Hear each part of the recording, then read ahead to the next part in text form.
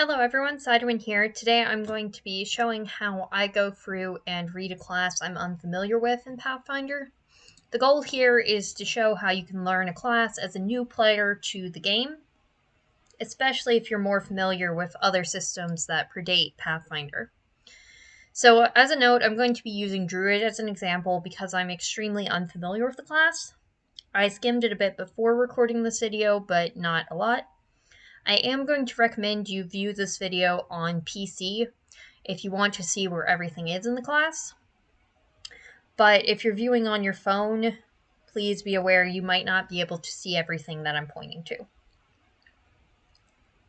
So to begin, the first thing you should look at when you're reading a class you are unfamiliar with is to start at the very top of the page with these two key factors about the class. These are put here and they are not below, and missing them can be somewhat unfortunate. So first off, you want to look for the key attribute. This is given in bolded text with the attribute given in all caps. So in the case of the Druid, it says key attribute Wisdom.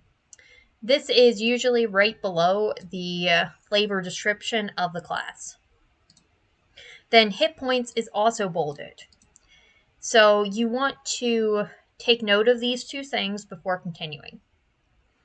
There's also a key terms section, but you don't always have to read this immediately. It's better to come back to it when you actually have an ability that it matters for.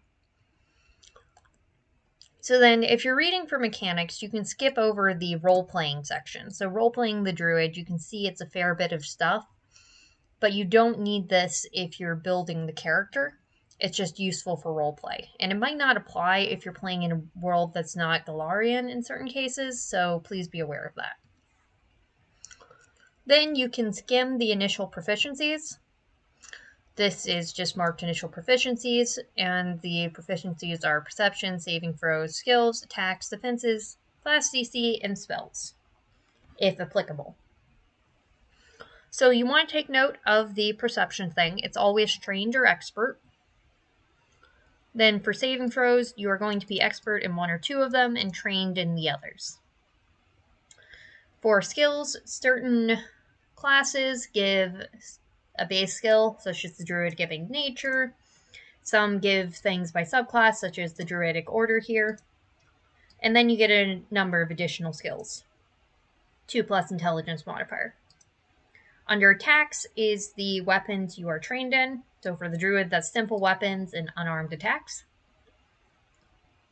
Every single character is proficient in unarmed attacks, at least with trained. Some have slightly higher, but I think that's pretty much just the monk. And then under defenses, every character is trained in unarmored defense, and some are also trained in light, medium, or heavy armor. In the case of the Druid, they're trained in simple weapons and unarmed attacks, and then light armor, medium armor, and unarmored defense. So basically, you get your level bonus to AC wearing any of these. And you cannot wear heavy armor as a Druid. Then every class has a note of you're trained in your class DC, but this isn't really important to look at. And then for spells, it just says you're trained in what you need to cast spells, which is the spell attack modifier and spell DC.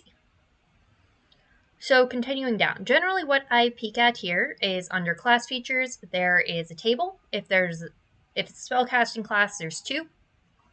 So the first one shows what you get at each level. If you're wondering how they work, you should just read through and note like where things are. The spells are the same for pretty much every caster. And then the spell table shows what slots you have at what levels. Generally, I suggest if you're playing a caster, you should look at this, but it's more important when you're leveling. Then you want to go to the spellcasting section to see what's important. You can skip over this ancestry and background, attribute views, and initial proficiencies once you've read it once because it's identical for every class. So the thing you're noting here in the spellcasting is the first thing you want to look for is the spell tradition, which in the case of the Druid is Primal Tradition. And then you want to look and see what you can prepare at first level. So right here it says prepare, not you have a list of known spells like for spontaneous casters. And then it notes just general prepared rules. And then this stuff is pretty much all the same again among all casters, so you read it once and then you can apply it to every caster. It's essentially just explaining how your spell DC works and how your spell attacks work. The key attribute is mentioned again because it's important for it. Then heightening spells, you want to read this the first time you play a prepared caster or the first time you play a spontaneous caster. It explains how you can heighten spells above first level. So for prepared casters, you can fill higher level slots with lower level spells. Spontaneous casters have a more complex section here, so I suggest reading it through entirely your first time. However, when you're reading between the different classes, once you've read that once, you just want to review it a little bit. Then cantrips are generally the same as well, so you don't need to focus too much. Now I'm getting into the things that are more unique to the Druid class. So if your GM will be using Anathema, which the majority of Pathfinder 2e GMs do because it's a base rule, you want to read carefully about anything marked Anathema or Edict. There's only a couple of classes that have this, but it's very important to be aware of when you're looking at one. So here, there is a bolded word, Anathema, and then beside it is a list of things. The way Anathema works is if you do any of these things, you will lose your powers. So in the case of the Druid, it says despoil natural places, consume more natural resources than you require to live comfortably, or teach the wild song to non-Druids. So all of these are forbidden, and if you do it, you will lose things. The only way you can repent, as mentioned here, is with an atone ritual. Then a second note here is your choice of Druidic order adds farther anathema, as detailed in the order's entry. So we'll be looking at that more a little bit later. Alright, so now here is the Druidic order section. This is what I would call a generic subclass type section, which is fairly common among different classes. The only ones that do not have it are the fighter and the monk. There might be one more, but those two I know don't have it. So essentially what this says is you specialize a little bit into a specific thing. So it mentions you'll always be a member of your initial order. It's not uncommon to study with other orders, and there's some ways to blend it. So you can note what is given here at the top. You align yourself with a Druidic order, which grants you a class feat, an order spell, and an additional trained skill tied to your order. So in the case of the Druid, the subclasses are called orders. Now, one thing that is here on the Druid and is not always here on other spellcasting classes is a note of order spells. So in the case of a Druid, it's saying that order spells are a type of focus spell. And the basics of focus spells are explained here. So it says that it costs 1 focus point to cast a focus spell, and you start with a focus pool of 1 focus point. You refill your focus pool during daily preparations, and you can regain 1 focus point by spending 10 minutes using the refocus activity to commune with local nature spirits or otherwise tend to the wilderness in a way befitting your order. So what this is saying is the first bit is explaining the mechanics of focus spells. Then the second bit describes the flavor for your refocus action, which is explained when you mouse over it or click there to go to the Archives of Nethys page. So the way that is explaining it is essentially just how focus spells work. You typically do not need to pay too much attention when you're switching caster classes, but there are sometimes things in this section you want to read through. So it does note with the Druidic order that you gain 1. There is not a link right here though. So then continuing the focus spell explanation up until here, which then there's the focus spell section. You can click on for more information. So you might note there's no link here. So usually upon seeing this, what I do is I scroll up to the very top of the page, and you can see Druidic orders here. So I usually open up that page. And I'm also going to open up the feats page. But I'll finish reading through this page before going to the Druidic Order page, because there isn't much left. So then Shield Block, this is a fairly common feat, and it just gives Shield Block. And then Voice of Nature says you get either Animal Empathy or Plant Empathy. And you can read those two by mousing over. So for Animal Empathy, you can ask questions of, receive answers from, and use the diplomacy skill with animals. With Plant Empathy, you can do the same thing, but with plants and fungi. And then this is a druidic feature, which is not always there, called Wild Song. It's basically just a special language that druids use. And it's mostly about flavor. You just note, hey, I get this additional language. All right, so at this point, I'm going to, while reading through the class, go to the subclasses page.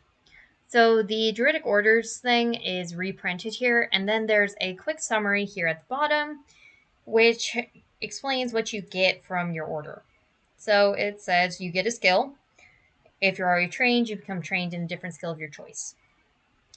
Then you get a first level Druid feat as a bonus feat. You automatically gain the listed order spell at first level, and you gain an additional anathema. So from here, what I typically do is I'll skim through the different options.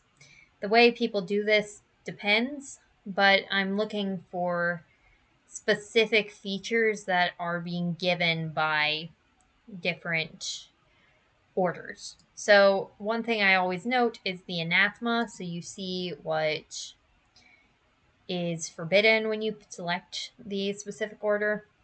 And if it doesn't appear, but you still want to view it, you can open this in a second page. Sometimes it doesn't mention it still because it's a legacy thing. So if it's legacy, check with your GM that you can select this. However, the thing that I'm noticing now is it has the same stuff, it's just presented in a less pretty format. So for Flame, the order skill is Acrobatics.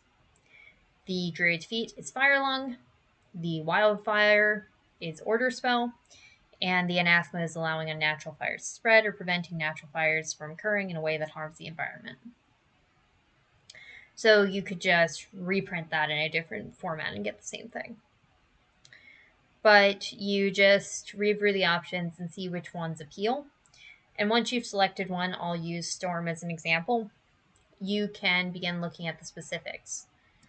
So you could open it in a second tab to make sure that you're only looking at it, but Druid orders aren't as complex as some other subclasses, so you don't need to here. But it gives a order skill, which in this case is Acrobatics. Then you get a feat, which mousing it over or opening it in another tab again. So in this case, Stormborn, you are at home in the elements, reveling in the power of nature unleashed. That's flavor text. Then it gives the mechanical text. You do not take circumstance penalties to ranged spell attacks or perception checks caused by weather. And your targeted spells don't require a flat check to succeed against the target concealed by weather. So that is the general structure of feats. You have a flavor text line or two, and then you have the mechanical text. Just because something is said in this flavor text does not mean the feat necessarily does it in quite the way you might picture. So always make sure you read the mechanical text. In fact, it can sometimes be smarter to skim the flavor text if you're a literalist. Then you can see the order spell, which in this case, it targets a single creature, as shown here. Targets one creature. It has a range of 30 feet, so you can target anyone within 30 feet of you, and it forces a reflex save. So defense, with the thing after it when you're reading a spell, essentially says that it forces the opponent to make that save. So then again, flavor text. Then the actual mechanical is it deals 1d12 electricity damage to the target. On a failure, the target is also clumsy for 1 round. So generally, whenever this is forced, then the enemy gets to try and save. And if they succeed, they do not take damage, or they take half damage. It just depends. Yeah. So basic saving throws. This is just a rule that on a critical success, the enemy takes no damage. On a success, you take half damage. On a failure, full damage. Critical failure, double damage. So that's what basic means. And that is the nice thing about Archives of Nethys. You can always mouse over to essentially get a feel for it. Then there's the Anathema, which you should read through again. And there are sometimes additional little notes, like saying you don't have to be self-destructive, but that depends on the class. A couple of them might actually mean you have to take it to the extreme. So now I'll go back to this main page, and from this point forward, most of the abilities are just you get it at a certain level, which is shown in the table. So reading ahead, you can see the druid feats, skill feats, general feats. These are all pretty standard, so you don't need to be too familiar with it. Skill increases are also a standard rule, like once you've read it once, you know. Ancestry feats, same thing. Expertise on various saves, very similar. You just note it, and it applies when it applies.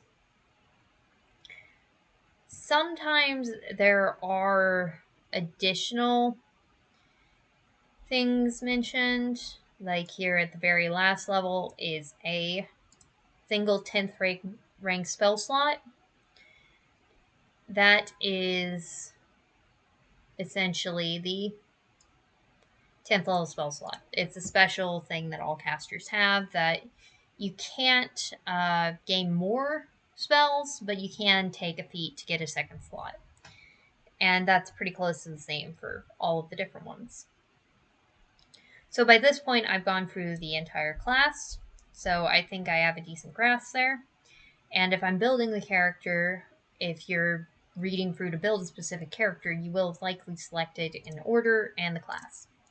You don't really need to read through everything past level 1 unless you're above level 1, but I would generally just skim through it. Then you can go over to feats and see all of the options. So in general, with a feat, what you have is a level. Some have a prerequisite, such as for Animal Companion, you have to be of the animal order, or you have to have a familiar. It just depends. But you pay attention to those two things. And the other thing is, let's just, for an example, take Plant Empathy, which you're automatically given, so you can't take that twice. There's the flavor text and then the mechanics. It works about the same as anything given by the Druidic Orders. So if you're building a character, you will have already, at first level, selected your order, which gives you a feat, and you will have selected your other feat.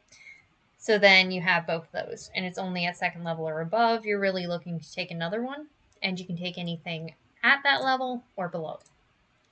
So that's the basics of how you read through a class. It's pretty simple once you're familiar with it, but generally you want to read the whole thing the first time, and then you can take advantage of skimming in certain sections. Hopefully this was helpful. Thank you for watching.